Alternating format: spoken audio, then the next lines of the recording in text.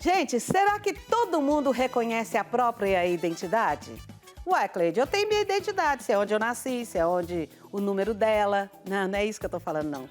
Será que você se entende e você sabe da sua importância? E você sabe como fazer isso? Você se reconhece? Bom, se você ainda não sabe muito bem o que é isso, nós vamos tentar levar esse conhecimento para você e eu também vou reconhecer isso com a psicóloga Juliana Meneghello, que vai nos explicar tudo agora no nosso programa. Boa tarde, Juliana! Boa tarde, Cleide. Tudo bem, minha querida? Tudo bom? Que bom ter você aqui mais uma vez, Mais uma vez. Juliana, você já esteve aqui nesse horário à tarde, aqui em casa? Então, eu lembro de ter vindo pelas manhãs. Pelas manhãs, né? Isso. Juliana, a minha mãe, quando nós éramos 4 meninas, só que nós já tínhamos passado da adolescência, já estávamos adultas, tinha 2 que estavam noiva para casar. Certo. E um dia, minha mãe ficava preocupada com uma de 19, outra de 20, outra de 21, outra de 24 anos, que era toda escadinha lá em casa, viu, gente? Aí, um belo dia, minha irmã falou assim, mãe, você se preocupa demais com a gente. Toma um pouquinho de conta da sua vida. Procure saber de você. Vai saber o que é que você quer. Ué, o que eu quero? Mas a minha vida é vocês. E tudo que eu faço é por vocês. Eu não vejo nada, eu quero viver por vocês. E aí, quando eu ouvi isso a minha irmã do meio conversando com a minha mãe. Quando eu ouvi isso, eu falei, ué, mas como é que é assim? A pessoa se anula como mãe porque é mãe e agora é só mãe? E perde a identidade? É mais ou menos por aí que a gente não se reconhece? Isso que você falou acontece muito, é algo muito comum, Cleide. Para as mulheres que se tornam mães, elas tendem a vestir a camisa da figura materna e, na maioria das vezes, elas passam a viver em função dos filhos. É onde muitas vezes existe o atrito entre casal, porque o homem tende a se queixar que a mulher deixou de ser a esposa e agora vive somente a função de mãe da maternidade. É onde geralmente acontece muito frequentemente aí os conflitos conjugais, né? Então, assim, a gente tem que tomar muito cuidado, Cleide, porque nós desempenhamos vários papéis na nossa vida. Independente de sermos mãe ou não, nós temos o trabalho fora, nós somos filhas, nós somos irmãs, nós somos amiga, nós somos companheira. Então, nós temos que ter essa atenção e esse cuidado para a gente sempre estar se autoavaliando para que a gente não perca a nossa essência, nossa identidade. Qual a minha função com a minha irmã? Qual a minha função com o meu companheiro? Qual a minha função com a minha amiga? Qual a minha função com a minha mãe? Qual a minha função de filha? Eu tendo essa clareza, fica mais fácil de eu perceber que eu posso desempenhar várias funções, mas mantendo a minha identidade, a minha essência, né? Agora, assim, quando fala-se de identidade, Cleide, é importante ressaltar aqui que nós somos construídos, né? Eu gosto muito de falar isso sempre nas palestras, que eu sou muito da teoria que nós nascemos como uma folha em branco e nós vamos sendo moldados como um vaso de barro, conforme tudo aquilo que a gente vivencia, presencia desde a infância, desde a primeira infância, inclusive ainda na barriga da nossa mãe, porque dependendo da gestação que a nossa mãe teve, isso já começa a influenciar, porque a criança, depois de determinado mês de gestação da mulher, a criança já consegue compreender se a mãe está com raiva, se ela está chorando, se ela está triste, se existe muitas brigas, muitos gritos, muitos conflitos, o bebê vai sentir também. Então, assim, desde a geração, a criança vai recebendo estímulos que vai fazendo com que ela comece a ter a sua identidade construída a partir dali. Olha o tanto que é complexo, né? E muitas pessoas chegam na fase adulta, muitas vezes confusas. Afinal, quem sou eu? Então quer dizer que você está me dizendo que o meu filho, Francisco, por exemplo, que é ultra mega ansioso, eu sempre achei que ele tinha me puxado. Não, ele puxou a mim porque eu sou mega ansiosa também. Mas na verdade não puxou. Eu transmiti isso quando eu estava grávida? Pode ter acontecido isso? Existe sim essa influência. A gente não vai falar de fatores isolados, Cleide, porque quando a gente fala de ser humano, a gente tem que entender assim, que são multifatoriais as causas. Então, não tem como falar só de uma causa específica, né? Por isso que eu gosto muito de trazer sempre também a minha metodologia, mente, corpo e espírito, porque não existe só a ciência isolada, os transtornos, os diagnósticos médicos, assim como a gente não pode falar também só da espiritualidade isolada. Se fosse assim, não existiria tantos padres, tantas pessoas que trazem a palavra, pastores adoecidos da alma. Então, assim, nós somos esse tripé existencial, mente, corpo e espírito. Então, se a gente não cultivar esses 3 pilares, a gente começa a fazer uma confusão, falar assim, nossa, como que eu sou uma mulher de tanta fé, descobri o diagnóstico de câncer agora? Como que Deus permitiu isso? Né? Então, assim, a gente tem que ter essa clareza. Então, assim, eu estou fazendo a minha parte na alimentação, estou sedentária, estou acumulando células de gordura que são altamente inflamatórias, isso significa que eu vou ter doenças mais cedo ou mais tarde. Então, nós temos que estar atentos a esses 3 pilares que nos compõem. Tá, e eu queria saber aqui outra coisa com questão da identidade. Certo. Eu sou uma pessoa que eu gosto muito de rede social, eu gosto do Instagram, eu gosto do Facebook, eu gosto do Twitter, que agora chama, nem sei mais como é que chama. Tem outro nome agora. Isso. Esse do Twitter eu não tenho, então eu não sei. Então, aí, o que acontece? Eu vou muito nas redes sociais porque eu tô falando de mim mesma, gente. Certo. Eu sou uma pessoa pública. Sim. Então, eu sempre tô postando alguma coisa sobre mim, alguma coisa sobre o meu dia a dia, as roupas que eu uso, as palavras de fé, de oração e de tudo mais.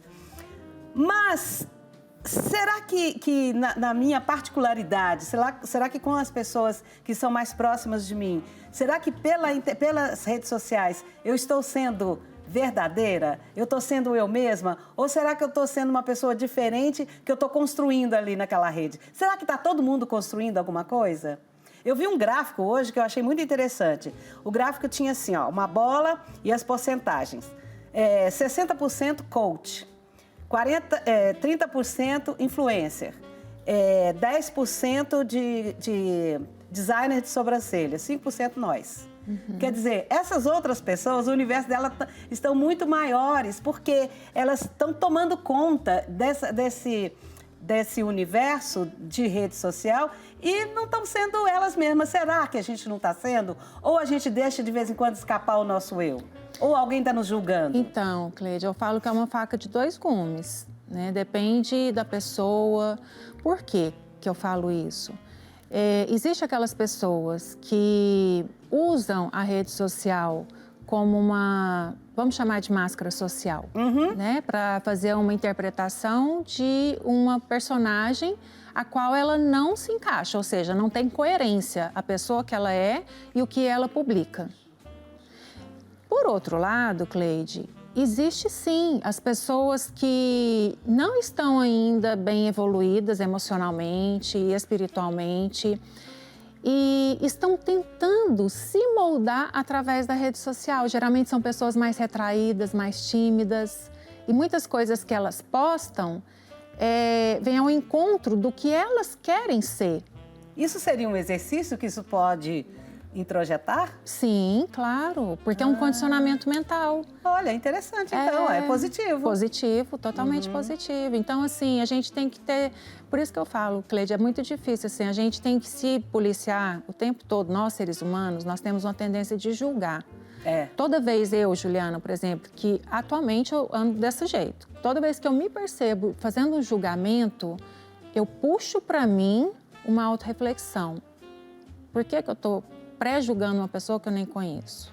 Né? Às vezes eu deixo comentário, colocando meu ponto de vista em post de outros profissionais, colocando meu ponto de vista, e aí eu percebo, dependendo da reação que a pessoa tem, eu já percebo se ela está na defesa, se ela vai agir a reação dela vai ser de forma mais agressiva.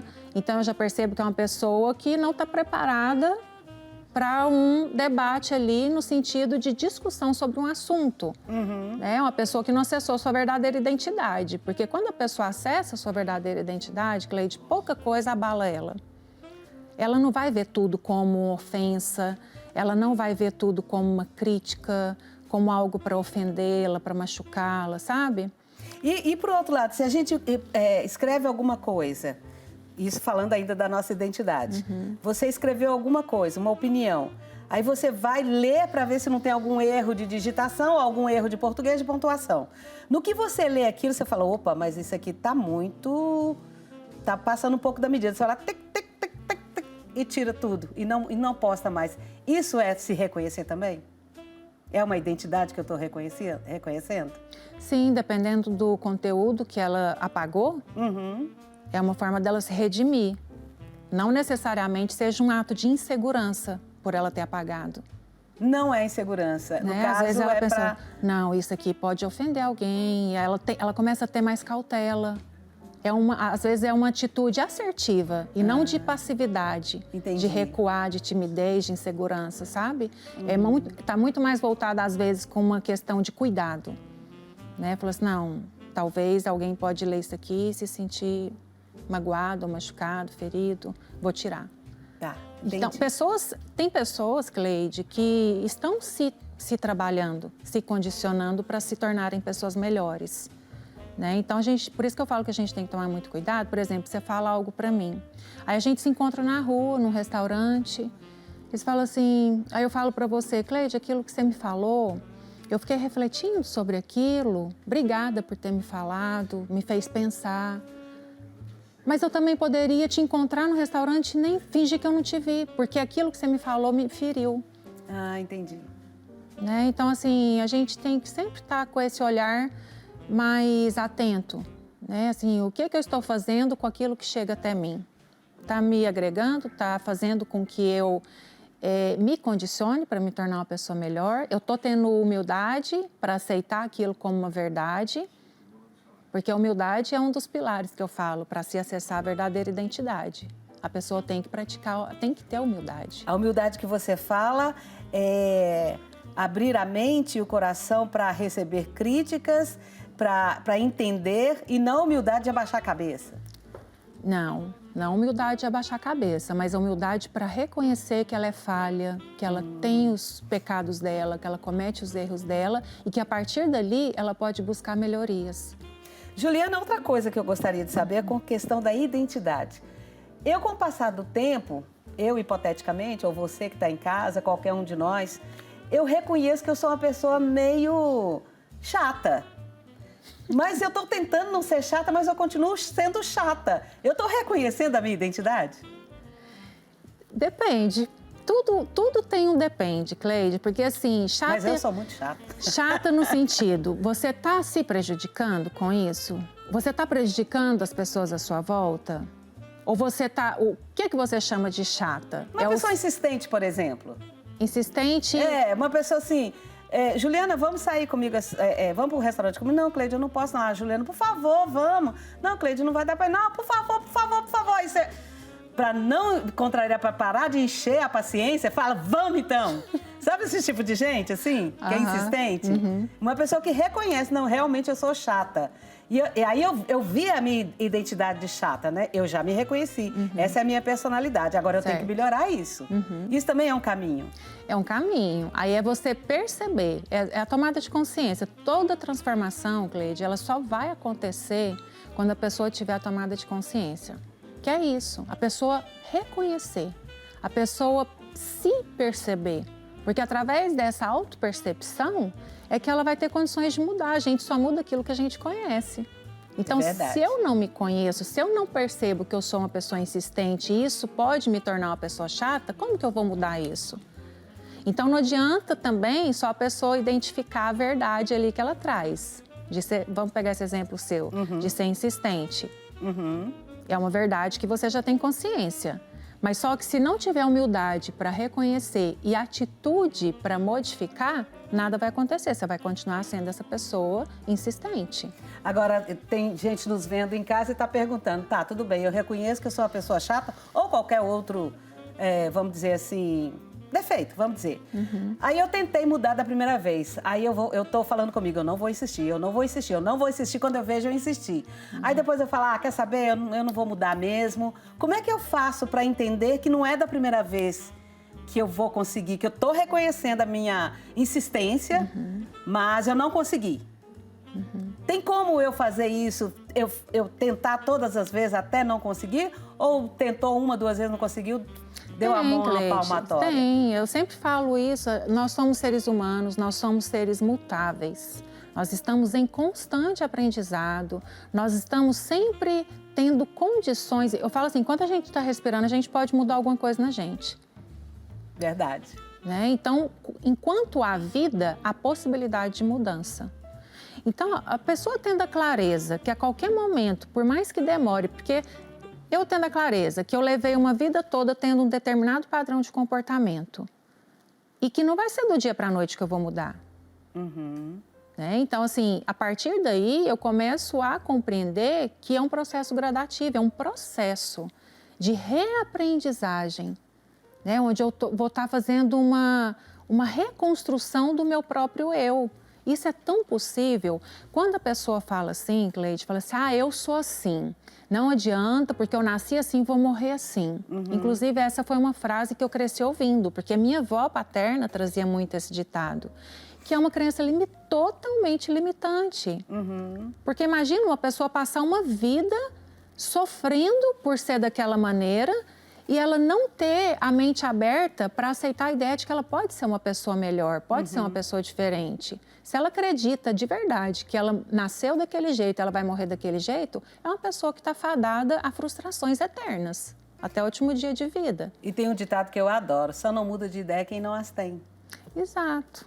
Então, é bom mudar de ideia, é bom mudar de comportamento, é bom experimentar. É bom experimentar. Nós temos essa condição. Deus nos deu essa condição, né, da gente poder mudar, se mover, tanto fisicamente, como emocionalmente, mentalmente, espiritualmente. Então, assim, por que ficar estagnado? Por que ficar no mesmo lugar, às vezes no mesmo ambiente, um ambiente adoecedor, que está contaminando a vida toda a minha identidade, fazendo com que eu acredite que eu não sou capaz? Por que permanecer nesse ambiente? Então, assim, nós podemos nos locomover, nós temos o livre-arbítrio que Deus nos deu para nós fazermos nossas escolhas. Agora, cabe a nós buscarmos pelo autoconhecimento para fazer essas melhores escolhas, né, Cleide? Para a gente poder progredir cada vez mais. E o mais importante, não repetir o padrão, né? Não repetir o padrão. Porque é perigoso também ficar na mesma coisa. Sim, que são as cadeias, né, dos vícios emocionais. Quando a gente fala da possibilidade, Cleide, de se reconstruir, a gente tem que pensar em desenvolver um novo padrão de comportamento. Certo. Né? A gente tem que pensar em romper com os vícios, com os gatilhos emocionais, rompendo, então, as cadeias dos vícios. Né? Nós temos que desenvolver a ideia de que praticar o perdão e o amor faz parte como uma forma de processo de evolução pessoal, espiritual. Para o outro e para si? Para o outro e para si. Né? Deixar para trás, desapegar, né, de crenças limitantes, porque isso prende a pessoa, faz com que a pessoa realmente permaneça numa situação totalmente desfavorável para ela e para todos à sua volta. Então, olha assim, se a gente for parar para pensar, Cleide, existe várias formas da pessoa evoluir, da pessoa estar saudável mentalmente, emocionalmente, espiritualmente, né? E muitas vezes por crenças limitantes. Às vezes a pessoa... Eu gosto muito de usar uma dinâmica, né? Eu falo assim, gente, tem gente que fala assim, o que impacta a identidade de uma pessoa? É só um fator específico? Não. Às vezes, não foi nem uma única situação impactante que influenciou a sua identidade, Cleide. Às vezes foi algo como conta-gota. Todos os dias você ouvindo da sua mãe, não mexe aí porque você vai quebrar, você não vai dar conta. Não faz isso. Mas de novo, você é burra mesmo, hein? Imagina você escutar isso de uma pessoa que você tem como referência de autoridade, que é a figura materna. Você acredita. Você acredita, você vai pegar aquilo como uma verdade absoluta. Claro, com certeza. E aí, todo dia você ouve aquilo, Cleide. É como se você passar a unha assim, ó, no seu braço. A princípio, não vai sentir nada. Mas fica fazendo isso horas e horas para você ver. Vai ficar uma ferida profunda. Começa a causar incômodo, depois começa a doer, até ferir. Entendeu? Então, assim, é o exemplo que eu tô dando. todo dia você ouvindo a mesma coisa, não criou impacto forte, mas aí começa a gerar um incômodo. E aquilo começa a abrir uma ferida, entendeu? Então, se a pessoa não busca pelo autoconhecimento e vai tratar dessas feridas, vai gerar uma cadeia de vícios. Nossa, então tem muita gente assim, ué? Tem. Porque, infelizmente, para você entender dessa autoajuda, você tem que primeiro se conhecer, se admitir e se autoajudar. Ou você tem que procurar uma ajuda profissional, Sim. uma ajuda de um psicólogo. E é o que eu já falei aqui várias vezes. Se você não pode pagar um terapeuta, muitas igrejas de qualquer cidade tem também pelo SUS, né? Tem. Mas procure, tem universidades também que ajudam muito essas pessoas, né? Que abrem para comunidade. Então não deixe de procurar ajuda e tirar essa ferida. Olha, achei muito legal esse exemplo que você deu. A princípio não incomoda, depois vai ardendo, depois vai arranhando, depois vai virando uma ferida profunda. E depois pode até cicatrizar, mas vira um queloide. Aí não adianta. Né? O queloide fica feio, aquilo fica aparente. E toda vez que você vê aquilo, te incomoda, te entristece. Exatamente. Nossa, nós estamos filosóficas hoje também, né? Tá profundo. Nós estamos demais. Toda vez que você vem aqui é assim. Querida, muito obrigada por você ter vindo. Obrigada a você, Cleide. Obrigada. Na próxima semana, na próxima vez que você vier, vamos falar um pouco mais desse assunto.